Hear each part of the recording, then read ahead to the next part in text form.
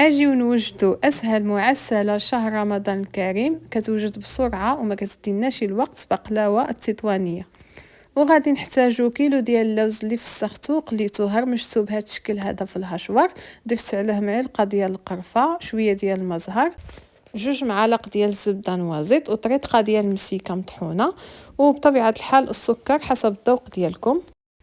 كناخذ هنايا الورقه ديال البستيله، تكون نوعيه مزيانه ديال البخار، غادي نرشها بشويه ديال الزبده مذوبه نوازيط، وكنعمل ديك اللوز ديالنا اللي منسم بالمزهر والقرفه بهذا الشكل هذا، وكنلوي بهذا الشكل هذا حتى كيتقادوا مع بعضيتهم. هنايا من الاحسن ننتقلوا عليها ونبيتوها ليله كامله.